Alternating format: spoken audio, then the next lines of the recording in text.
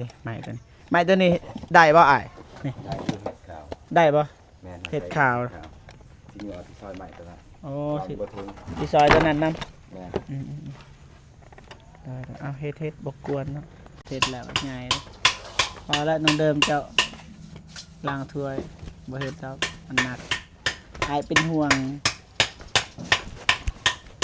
น้องซิมน่ะบ่เป็นห่วงปานใดเรามีผัวแล้วบ่ฮู้ว่ายิ้มเรื่องหยังยิ้มเลยยิ้มดีใจไอ้เจ็บมาหาก็มาตลอดได้มาคุบมือได้โดยมาหาตลอดบ่เบื่อบ่แต่บ่ดีใจขอบใจหลายๆด้วยเจ็บที่บ่ทิ่มบ่ปะกันได้ขอบใจหลายๆบ่มีหยังสิตอบแทนมีแต่หอยยิ้มโดย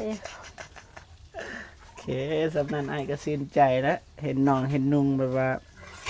ได้นี่นะได้ห้องน้ำได้เรือนได้ห้องน้ำได้ทุกอย่างไอ้ก็ดีใจเป็นความสุขของไอ้นะเป็นความสุขของ FC แล้วก็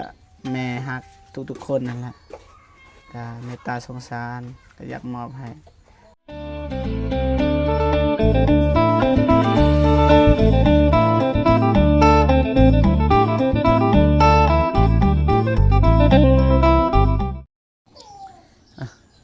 กราบทักทายสบายดีและสวัสดีพ่อแม่พี่น้องเบิดสุขสุขคนนะทั้งในลาวและก็ต่างประเทศนะกันดีต้อนรับเข้าสู่สองเบาเจ็บแชนแนลคือเก่าพี่น้องเนาะตอนนี้ก็มาหาน้องเดิมคือเก่านะเพราะว่าตอนเช้าก็เบาเจ็บบ่ทันพี่น้องเนาะเพราะว่าลานเอารถไปพี่น้องนะก็เลยมาสาก็เลยให้น้องเดิมไปซื้อปูนไปซื้ออิฐบล็อกด้วยตัวเองนะเพราะว่าเงินก็เบาเจ็บฝากน้องเดิมไปเตรียมห้อยน้องเดิมก็เลย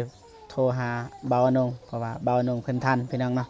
เบาเจ็บบ่ทันว่าสิมาลัดบ่นี้เลยเพราะว่ามันบ่ทันพี่น้องเนาะบ่มีรถเพราะว่ายืมรถลานมาพี่น้องเนาะเพราะว่าลานเพิ่นใส่ตอนเช้าก็เลยมาสาพี่น้องเนาะก็บ่ว่ากันต้องขอโทษขออภัยหลายๆเด้อนะประมาณนี้นะแต่ว่าเบาเจ็บก็สิไปหาน้องเดิมก่อนซื้อของกินให้สร้างพี่น้องเนาะประมาณนี้แล้วก็ซื้อผักให้น้องเดิมนำพี่น้องนะว่ามีแม่ดินเพิ่นโอนเงินมาให้500 บาทพี่น้องนะให้ซื้อมีมาม่าอะไรแล้วก็ผักให้น้องเดิมนะเหลือเท่าไรจังว่ากันพี่น้องนะไปนี่พี่น้องซื้อผักโลนึงแบ่งให้น้องซิมโลนึงแล้วก็ซื้อของกินน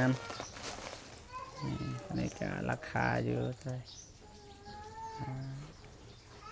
อะไรนะทงละ10,000พี่น้องแต่ว่ามีอยู่1 2 3 4 5ทงก็ซื้อข้าวมาอีก20,000พอดีข้าวอยู่70แล้วก็ซื้อ100ให้สร้างนั่นพี่น้องเนาะหลายเติบอยู่มื้อนี้นะสบายดีเด้อล่ะสบายดีเด้อไอ้เจ็บสบายดีเด้อพ่อแม่พี่น้องพี่ใจบุญทุกท่านสบาย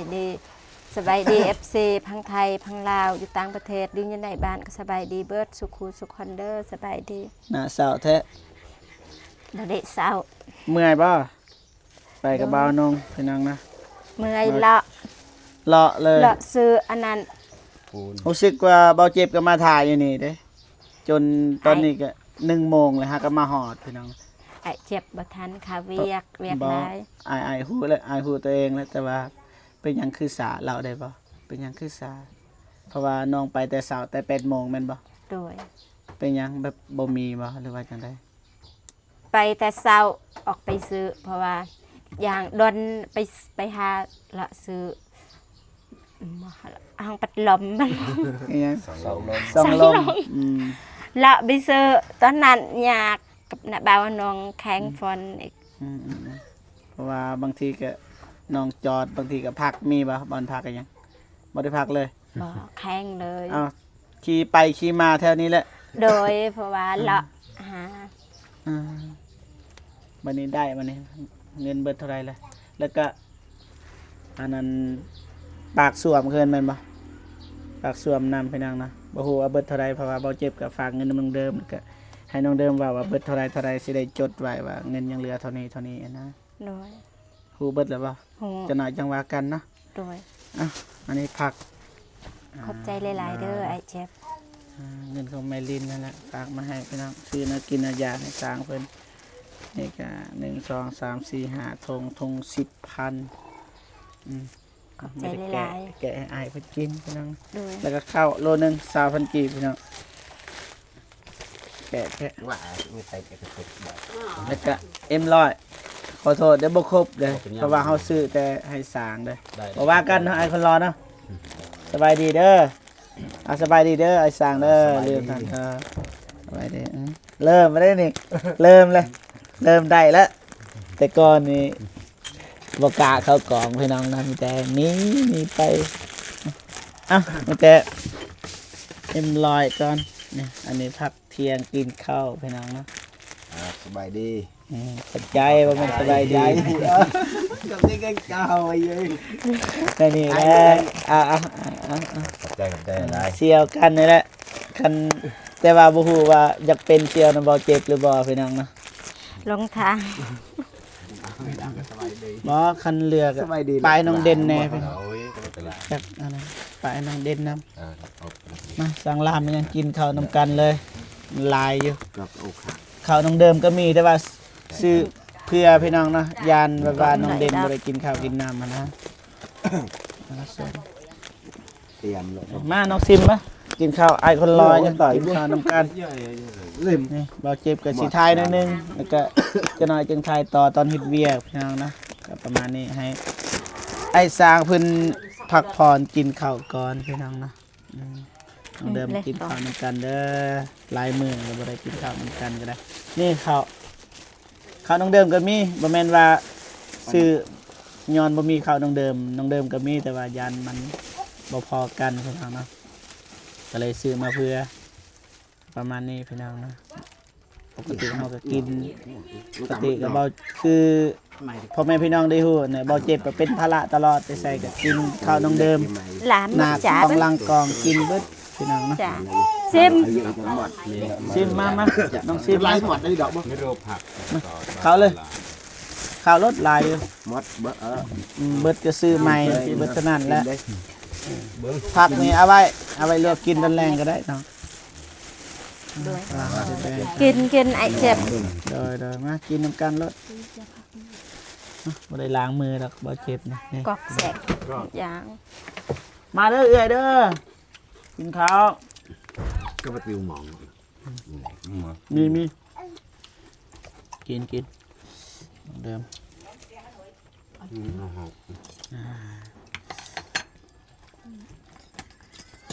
ประมาณนี้พี่น้องนะ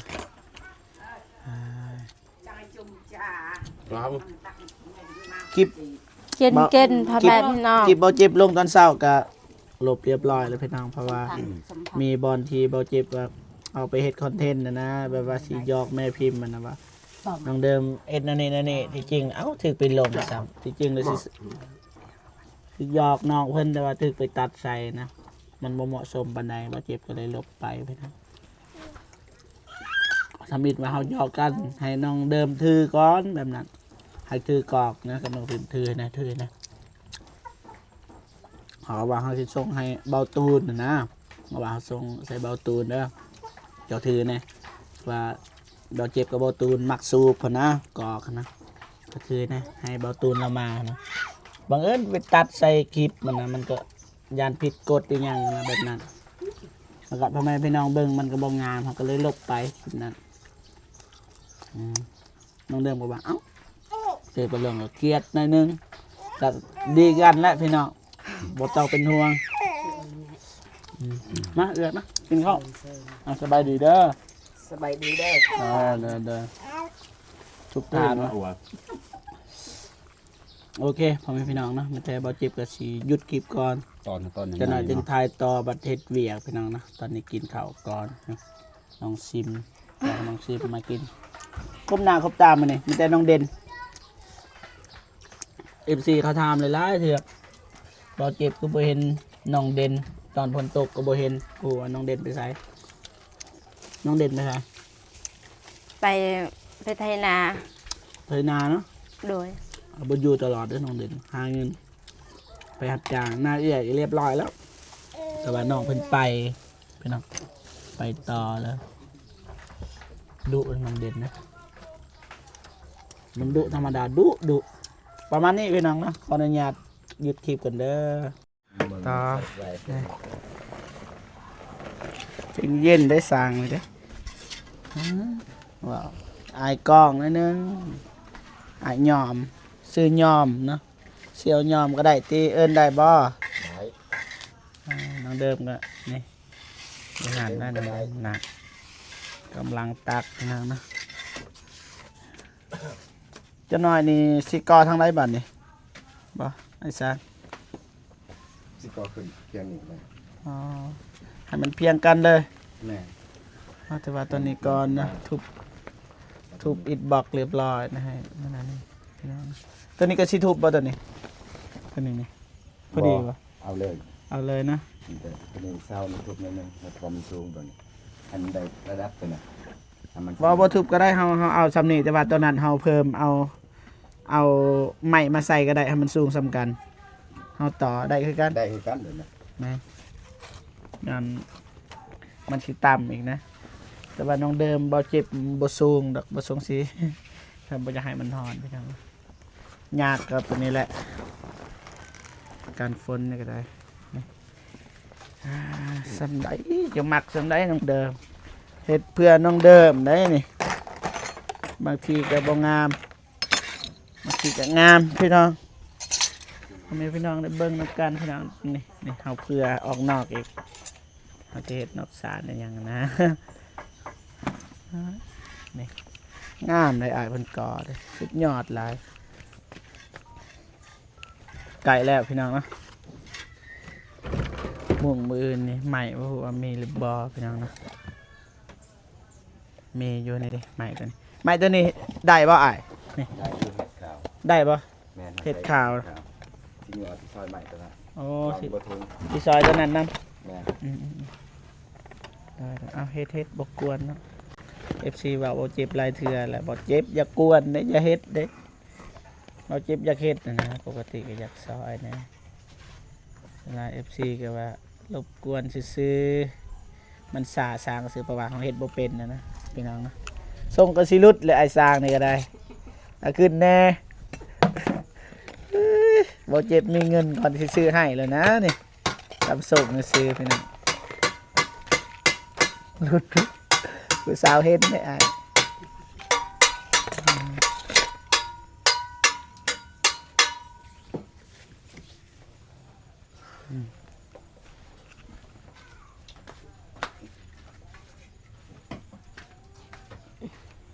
ไอ้คนรอจับดินบอกให้นะดินบอกซอยไอ้พะนะมาไอ้ก็ไอ้คนรอก็ซอยตลอดนะน้องซิมบ่ต้องบอกน้องซิมเฮ็ดตลอดนี่มาปรุงอันนี้ก็ได้น้องซิมโอ้โยดุมันขยันเพียรเนาะน้องเด่น ส ไป บายดีเด้อไอ้เจ็บ โอ้ยัง ส อีก บายดีเด้อพ่อแม่พี่น้องผู้ใหญ่ใจบุญทุกท่าน เรียบร้อยแล้ว สบายดี ตัวนี้นะทักทายกองเรียบร้อยแล้วสิทัก ไทยอีกครั้งสบาย ได้ ดี FC เบัดสุขุสุขคนสบายดี ได้เฮ็ดยังนี่ ที่ล้างถ้วย ล้างช่วย ด้วย ล้างพี่น้องนะทักอีกเห็นอีกก็ทักอีกน้องเดิมก็ได้ กล้องเข้าเห็นตอก ก็บ้ามันก็เลยตอบ มันติดเลยป่ะ เลย อ๋อจำติดซื่อๆสิคืดยากให้ย่างน้องซิมเลย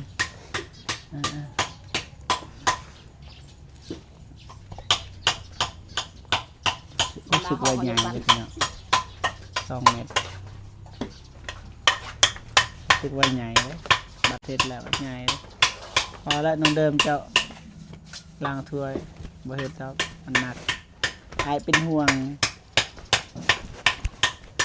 น้องซิมน่ะบ่เป็นห่วงปานใดเรามีผัวแล้วน้องเดิมนี่เป็นห่วงอยู่พี่น้องใครบ่เป็นห่วงน้องเดิมไอ้คนรอนี่ห้ามเป็นห่วงเด็ดขาดนะต่อพี่น้องนะใน FC คิวความหัก น้องซิมผักก่อนยากเด้อเพราะว่าเฮาล้างถ้วยสันไลยังลายบ่ ยัง ยังคือว่าเบิดที่ซื้อให้ใส่เป๊บ่จิตนะบ่จิตมีเงินเด้อ FC เด้อมีเงินเด้อคันว่าบ่มีเงินก็บ่ได้มีเงินอยู่แต่เงินน้อยเงินก็ต้องเดิมแหละบ่จิตก็ได้ก็แบ่งกับเดิมนำมื้อนี้ก็สิเบิกให้สร้างประมาณ 500,000 พี่น้องเนาะเพราะว่าอ้ายเพิ่นอยากใช้เงินแล้วนะซื้อข้าวโลมากินพี่น้องแบ่งว่าอ้ายมันก็บ่มีเงินนะอ้ายเพิ่นว่าสิแบ่งให้สิจ่ายให้500,000 กีบพี่น้องเนาะบ่แม่นว่าสิจ่ายเบิดพี่น้องต้องแล้วก่อนจึงจ่ายพี่น้องตามคำสัญญาที่เว้ากันไว้ในเบื้องต้นนั้นคันสิจ่ายก่อนบัดใส่เงินเบิดแล้วเฮ็ดเวียกมันอยากอืดๆแล้วพี่น้องแม่นคันกินแล้วอืดเลยบาดบ่ตั้งใจตอนนี้เนี่ยบ่ทันจ่ายเงินตั้งใจบ่ได้บ่งามเฮาก็ติได้จ่ายเงินน่ะติบ่ได้เด้ไอ้สร้างเพิ่นนี่นี่เฮ็ดหยังบ่ได้พี่น้องสินำค่านำตีก็บ่ได้พี่น้องเนาะ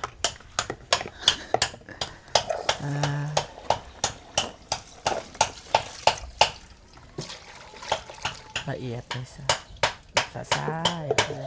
คือเอา2 มือเลยปกตินี่คนอื่นนี่แล้วเบิดแล้วแต่ว่าเฮ็ดเย็นนะแต่ว่าเขาเห็นทั่วโลกอะนะก็เลยค่อยๆเฮ็ดซะญาติมันผิดพลาดมาคล้ายๆบ่เจ็บว่าคันผิดพลาดแล้วก็ทุบเด้เฮ็ดให้น้องเดิมเด้คันบ่เจ็บเองสิใส่เองก็บ่ว่ารู้สึกว่าใหญ่ได้ห้องน้ำได้ซ้ำนี้เฮ็ดห้องอาบเลยอาบอยู่ในเลยน้องเดิมล้างถ้วยสู้ๆเด้อ โดยขอบใจดีหลาย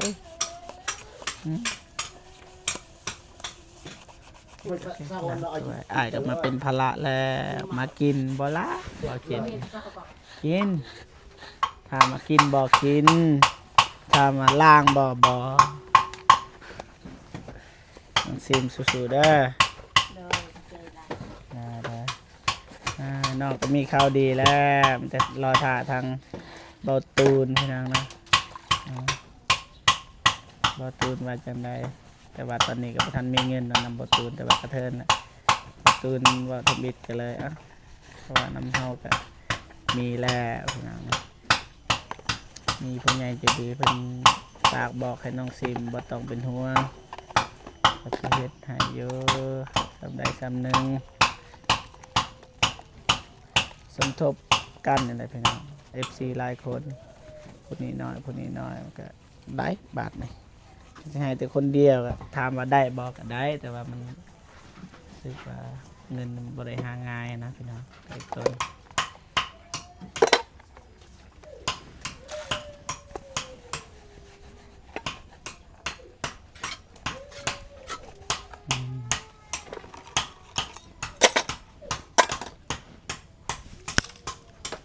แหลมเนาะแม่ไหน nó mày ใหม่เลยก็มาตาม ตัวนี้นี่แม่นปะ นั่นเนาะยังตามเนาะม้ามใหม่ดอกกะก็ตามใหม่เนาะเย็นแผลมันเนาะ tất cả ก็ต้องแอบไปเลย ôi là dùng có hay không ก็จะอยู่มังแอบอ่ะ rồi cái say cồn ค่อยเฮ็ดอ่ะพี่น้องโบกไปได้พี่น้องโบกคันกองามก็โบกง่ายเอาคันกอนี่งามเด้อ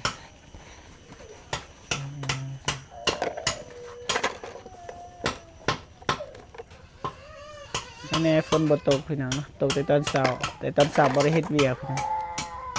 รอท่าน้องเดิมซื้อปูนมาพี่น้องบ่เจ็บก็ไปซ่าพี่น้องถามว่าเป็นยังคือไปซ่าบ่เจ็บขี่รถลานใส่รถตอนเช้า ก็เลยเฮาสามรถแต่คันเดียวเฮ็ดจังได๋ มันก็ไม่เป็นกา ยืมรถมาเพราะว่าลานเพิ่นปิดเทอมพี่น้องนะ คอยปูในตะบะ โอเค เยอะก็ได้ปูนได้ใช้หรือปูนนะ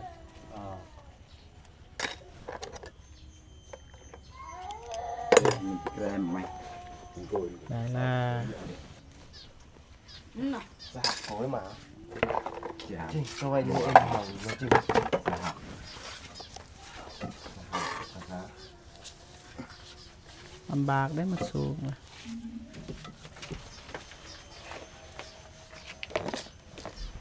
สูงได้พี่น้องนี่เราเก็บเยอะเลยบ่เทิงได้ก็มันห่างสุดเลยครับนี่มือบ่เจ็บก็ได้อยากสูงอยู่พี่น้องนะเลือกเกิดบ่ได้นะ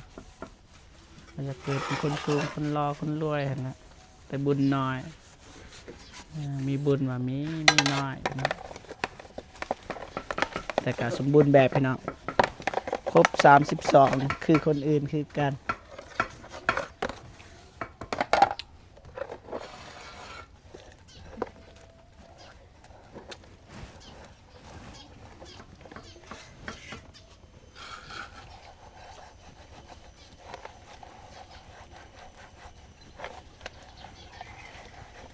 ตอนนี้ก็โอ้ย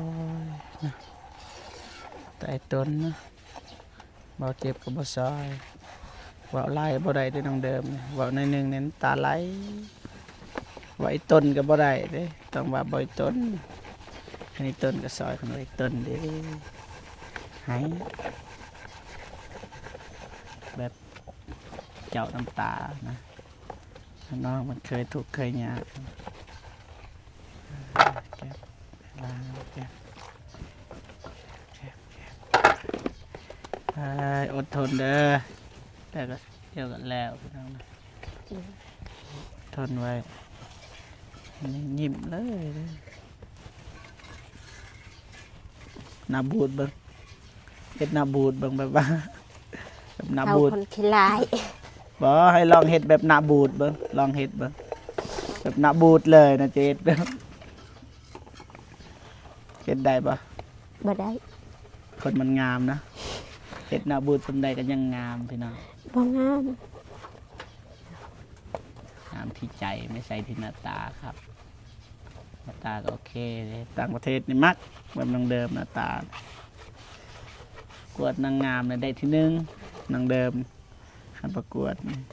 บ่ได้ที่หนึ่งก็ได้ที่สองอ่ะเสื้อปะตัวอย่างมาประกวดกับน้องซิมนี่บ่ได้ที่หนึ่งก็ได้ที่สองประกวดสองคนเด้แม่นบ่ สำหรับไอ้เจ็บ นี่สำหรับไอ้เจ็บแล้วน้องเดิมในที่หนึ่งอันนี้นี่ไอ้คนรอที่หนึ่งแล้วนี่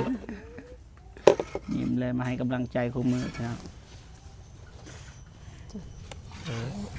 ลำบากเลยตอนนี้พี่น้อง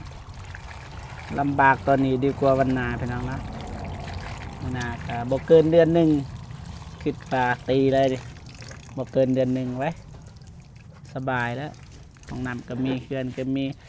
ไฟพวกยังก็มีน้ำก็มีโอ้เอาสำใดอีกพี่น้องนะจากที่ผมมียังนะพี่น้องเห็นในตาสงสารก็เลยมอบให้แบบนี้แหละมอบความสุขให้พี่น้องนะ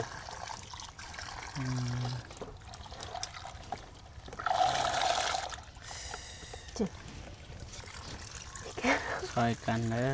ซอยกันเด้อซอยกันเด้อซิมนี่ยิ้มมามีข่าวดีเดี๋ยว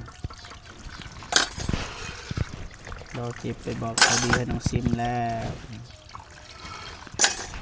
จะรอก่อนนะอดทนรอทางนี้ก็มาจากสีถ่ายนะพี่น้องมันคือว่าเราให้เฮ็ดเวียกับเขาถ่ายมันต่างกันมันแบบว่าตัดเลยนะทาอีกแล้วก็ตัดแล้วก็ตัดโอเคแต่ว่านี่บริตัดพี่น้องบ่เจ็บทายแล้วบ่เคยตัดคลิปพี่น้องสดๆร้อนๆเลยเบิ่งให้พ่อแม่พี่น้องได้เบิ่งนำกันนี่น้องเดิมกับทางนี้ก็เฮ็ด สะอาดแล้วทางในทางนอกสะอาดเบิด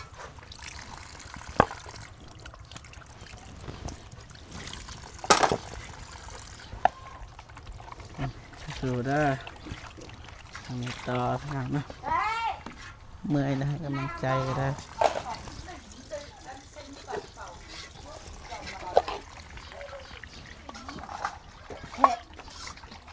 แน่ครับแน่ โอ้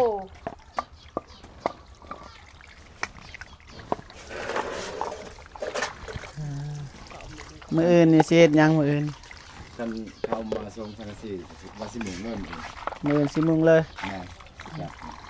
ครับ บ่ฮู้ว่าสิทันหรือบ่พี่น้องนะมื้ออื่นสิพยายามมาตอนเช้าหั่นนะบางทีก็คันบ่ทันดีแล้วก็สิปรึกษาน้องเดิมคือเก่านะเพราะว่างบน้องเดิมก็มีปะไว้บางทีบ่ทันนะบ่แม่นว่า คือบ่ไหวน้ำบ่เจ็บคือปลาน้องเดิมเพราะว่ายานมันบ่ทันเลยมาซอยๆกันคือมื้อนี้แล้วบ่เจ็บบ่ทันเดี๋ยวเบาหนึงแล้วก็มาซอยพี่น้องบ่ทันสิจังได๋ซอยๆกันนะ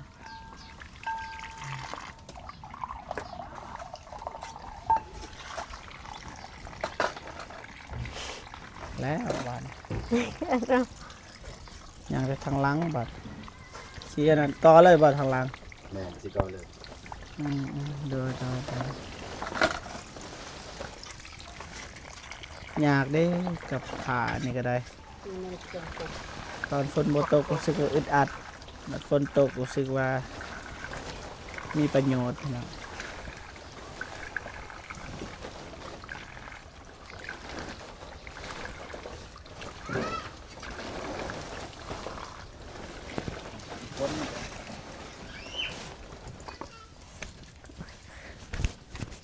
เดี๋ยวดูบันนี้ไปดูบันนี้ ขอบใจซิมโดยบ่เป็นหยัง อย่าสู้กันนะขอบใจกันเอา เต็มใจสมอง ได้ไปน้องซิมไปลูกหายแล้วนุ่งดีๆได้ส่งกันได้สิไม่นะสิอันนั้นซอยฮะ ประจำของประจำประกาศ มันหลุดเนาะ เมื่อไรกูต้องไว้ได้ก่อนกูหัดมันได้หลุด มา ซื้อทรงใหม่ด้วย ซื้อส่งใหม่เบิกเงินนำน้องเดิมเด้อนี่น้องเดิมยิ้มบ่ฮู้ว่ายิ้มเรื่องหยังยิ้มเลย ยิ้มดีใจไอ้เจ็บมาหา มาก็มาตลอดได้มาคุมมือได้ โดยมาหาตลอด บ่เบื่อบ่ แต่บ่ดีใจขอบใจหลายๆเด้อไอ้เจ็บที่บ่ทิมบ่ปะกัน ได้นะ ขอบใจหลายๆบ่มีหยังสิตอบแทนมีแต่ หอยยิ้ม โดย โอเคสำนันไอ้ายก็สิ้นใจแล้วเห็นน้องเห็นนุ่งแบบว่าได้นี่นะได้ห้องน้ำได้เรือนได้ห้องน้ำได้ทุกอย่างไอ้ายก็ดีใจ โดย เป็นความสุขของอ้ายนะเป็นความสุขของ FC แล้วก็แม่ฮักทุกๆคนนั่นแหละก็เมตตาสงสารก็อยากมอบให้มอบความสุขให้นะคันสิว่านี่ความสุขซื้อโดยเงินบ่ได้พี่น้องนะมันต้องเฮ็ดพี่น้องนะประมาณนี้ อนุ พี่น้ ญา อง ต นะ ไปตักน้ำก่อน เด้อไป เด้อ นี่นะ FC อยากอธิบายให้ FC ที่ฮู้นำกันพี่น้องนะเป็นหยังคือเฮ็ดแบบนี้มันสิบ่รูดบ่หรือว่าบัตรมันเต็มอะนะหาสิดูดได้จังใดพี่น้องนะเจ็บก็เลยคิดว่าทำสร้างแล้วเพิ่นว่าบ่รู้เพราะว่าไอ้สร้างเพิ่นเคยเฮ็ดเพราะว่าพื้นที่มันน้อยพี่น้องนะเพราะว่าตัวอย่างว่าเต็มพี่น้องเนาะสิให้พอแม่พี่น้องไปเบิ่งทางนี้พี่น้องนะไปเบิ่งทางนี้พี่น้อง อ๋อว่าได้พี่น้องเข้าว่าได้จักได้จักว่าพี่น้องเข้าเลยเอาตรงนี้แหละ ย่างทางนี้ก่อนพี่น้องนะ มันบอกไปการบอลสอง จะย่างว่าเต็มพี่น้องนี่ขั้นเต็มนี่นี่ ยืด นี่ เลย ดูทางนี้ ไม่จำเขาแต่ง นี่ เห็นบ่สิดูทางนี้เอาทอเขาบ่ทางนี้ก็ แปลวท ทา อง ง ระบายอากาศนี่ทางนี้เอาทอมาแบบนี้นี่ทางนี้นี่มันก็ได้พี่น้องเนาะนี่นี่ทางนี้ดูดบัดขั้นเต็มขั้นบ่เต็มกับป้านี่อัดไว้อ่าตัว Cái em phải nâng hết ละเอียดเลยสาพระเจ้าเฮ็ดซาแต่มีคุณภาพไวแต่ว่าบ่มีคุณภาพเลือกเอาพี่น้องสิเลือกเอาตัวใดแน่นอนสากบยาขอแต่ว่ามันงามพี่น้องมันก็เรียบร้อยเรียบซื้อเป๊ะนี่บ่มีมุกติพี่น้องนะทำบ่เจ็บเนี่ยคือบ่เจ็บเฮ็ดหารตัวเองนี่นั่นนี่มันเป็นนี่แต่ว่าไอ้สร้างประเทศนี่เบิ่งเอานี่เรียบร้อยอายเพิ่นว่าติเด้อบ่เจ็บบ่ได้บ่งามก็ซอยเบิ่งนำกัน ปัง เพราะ ปา ว่ายาน กา ว่าบัด อีแค่ ตอ ฮี น ปลาหมู ให้ แร่ เพิ่นเมื่อยอาจสิเบิ่งบ่ออกนะคือว่างามไม่แต่ว่าให้เบาเจ็บติพี่น้องบ่เจ็บก็บ่จักสติไม่แต่ให้พ่อพี่น้องติ ดอกไก่วอด ไม่ตั้ม ไอ้เถอะ โอ้เฮาก็ตำคือกันนะเฮาตำคือกันเมื่อวาน2เทื่อแล้ว ตั้ง3หรือ3เทื่อ เมื่อวานเฮา2เทื่อแล้วพี่น้องพี่หมาเฮ้ยปิกดับ นี่พี่น้องนะอ่าสบายดีเด้อเอื้อเด้อมาเบิ่งบ่ได้เพื่อนเอื้ออยู่ไสไกลเบิ่งคลิปเราเจ็บอยู่บ่เบิ่งเนาะ phải cỡ rồi ขอบใจหลายๆเดี๋ยวมากวนนะเอื้อเพิ่นมาเบิ่งพี่น้อง Sẽ lên cái rác sẽ lột rột rột rồi đây đang sẽ lên tặng ở xe phần lưu มันก็บ่เปียกบัดนี้พี่น้องนี่ก็เรือทางนี้เนี่ยพอดีใส่อันนี้เลยตกเป๊ะบัดฝนมันก็บ่ถึกเนื่องมันแล่นเข้าบ่ฮู้ว่าสิเฮ็ดประตูทางใดพี่น้องเนาะเม่นมาเพราะว่าเฮาบ่ทันเฮ็ดประตูเด้อพี่น้องเด้อเฮาสิเฮ็ดข้างนี้หรือข้างนี้หรือเฮ็ดทางกลางให้พ่อแม่พี่น้องเม่นมานำกันพี่น้องเนาะเพราะว่าบอนที่น้องเพิ่นนั่งนี่นั่งกับบอนนี้ประเทศบอนนี้มันก็ตรงไปเลยนะรู้สึกว่านะเราไปเฮ็ดเบื้องนี้เฮ็ดเบื้องนี้แล้วก็ย่างไปแล้วก็แวะทางนี้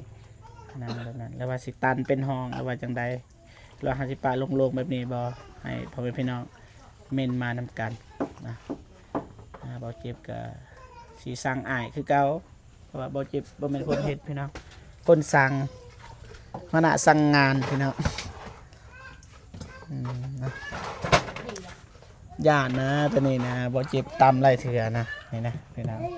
มันตำตัวนี้นี่สิคุดมันนี่คันแล้วนี่ให้อ้ายเบิ่นคุดนี่หรือว่าเฮาสิคุด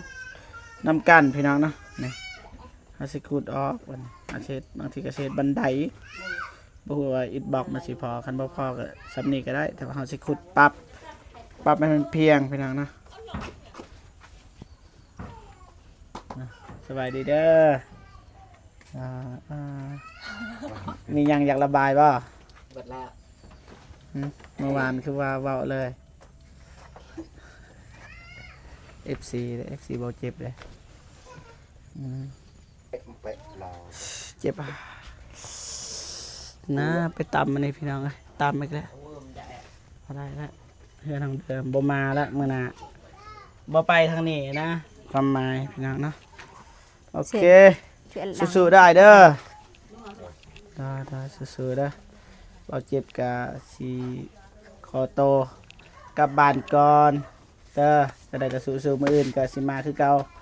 ก็เรื่องสังกะสีหยังคันทันคันบ่ทันกะสิให้น้องเดิมซื้อโอเคบ่โอ โอเคป่ะได้ เราคงจะ ประมาณนี้นะ การ เจ็บแล้วเอาละเจ็บเนาะ ให้กันเนาะบายเอ้ย ไปป่ะกับไอ้ สแตกเลยฮะ ไปป่ะ ไปใส่ ไปหาน้องบอง บอกให้ไอายเจ็บไปหาน้องดื่มก็พอใจแล้วดีอกดีใจแล้ว เพราะว่าน้องดื่มอยากเบิ่งสร้างเห็ดห้องน้ำ บ่เป็นหยังซะ